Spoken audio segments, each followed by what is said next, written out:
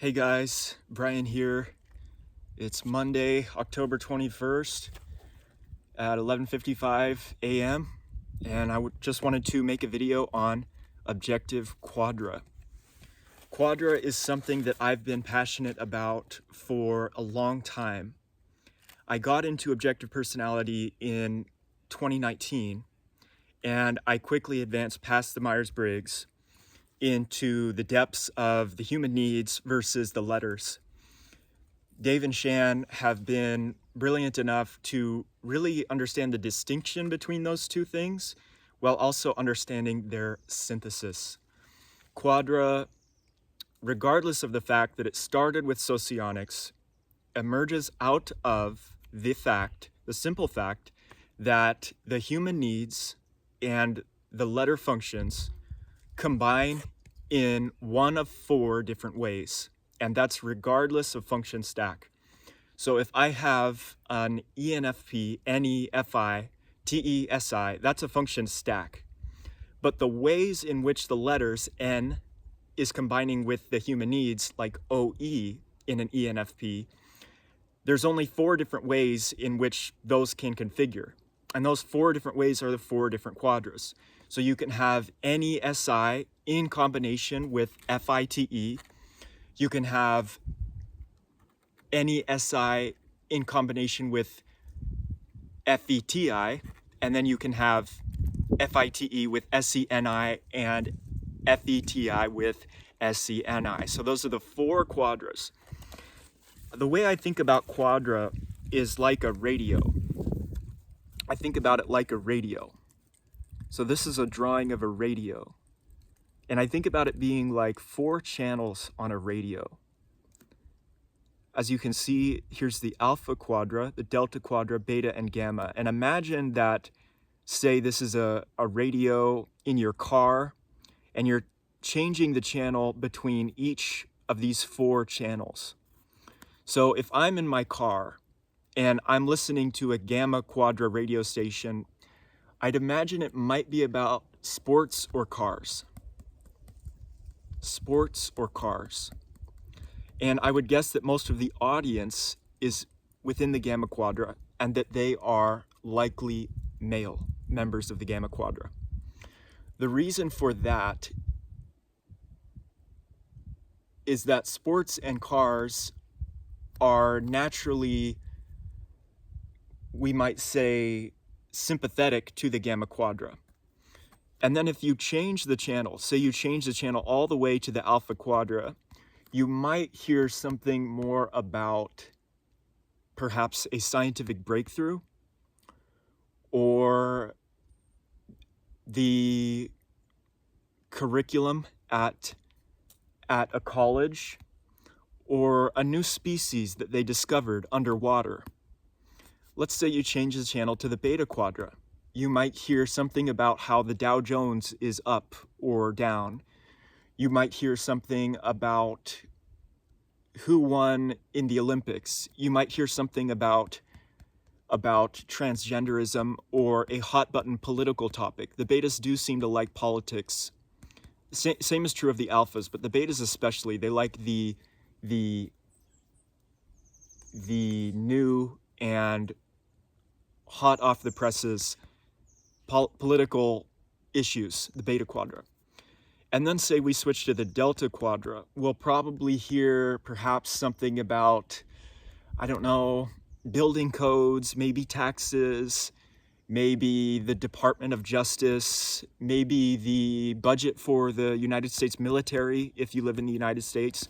So do you see where I'm going with this? And you could see how if you're listening to sports all day, by the way, this is a metaphor for our minds. If you're listening to sports all day, and then you go and talk to someone, say, who's part of the NIFI, or say you're SCTE, you talk to someone who's NIFI, guess what? You're still both on this same radio channel. You still have a little bit of knowledge of sports. You both know what a touchdown is in football. You both know what a transmission is in a car. You both know what drywall is in a house. You can see how it'd be jarring to go and talk to, say, an ENTP or even an ISFJ, and guess what they're talking about? They're talking about the law. They're talking about the Supreme Court or something. You can see how that would be a quick, like, it would be disorienting. Moving on. So I believe the evolutionary purpose of Quadra is to actually create a binary distinction, not a four-way distinction, but a binary distinction between what I call the local functions and the global functions. So as you can see here, I've got on the right here, I've got, oh shoot, is it mirroring? Yeah, I'll have to mirror this. I've got the contextual functions versus the universal functions. So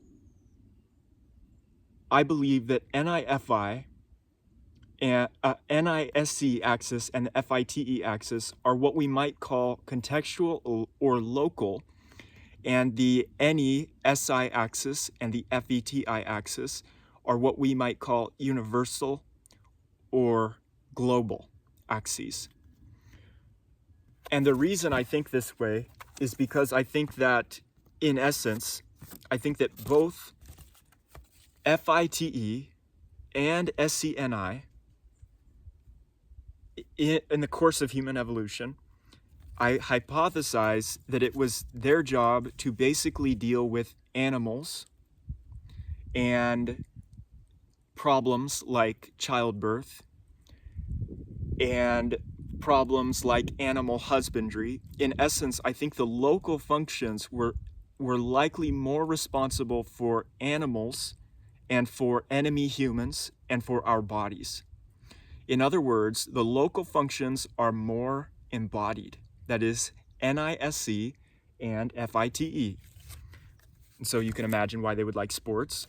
On the other hand, I believe that the universal or global functions are more spiritual and therefore a bit less embodied. Therefore, the NESI functions, I believe, were, instead of being responsible for animal husbandry, for hunting, for fighting other humans, I believe that they were more responsible for gathering plants, making sure that they were not gathering poisonous plants, making sure that they were gathering the kinds of plants that can heal disease. So that does make sense. If SE is worried about an actual external and physical threat, like, say, a jaguar, it would make sense that SI would be concerned about a physical and yet internal threat, like a virus. Do you see what I'm saying? I think that SI and NE, think about how many different kinds of mushrooms there are, how many different kinds of plants there are. The amount is more explosive than the amount of animals that there are. So while the SCNI is dealing with fighting animals, herding animals, hunting caribou, whatever, hunting a mammoth, hunting something, piercing it, letting it bleed, track it down until it dies, bring it home and butcher it. Meanwhile, the SINE, I believe, is taking care of the mushroom stew, making sure that the whole tribe doesn't die because of it. And if someone does get a puncture wound, that they know what kinds of plants are out there in order to heal an infection. So that's basically the gist of how I see Quadra and how I see it as an emergent evolutionary phenomenon that actually gives rise to a division of labor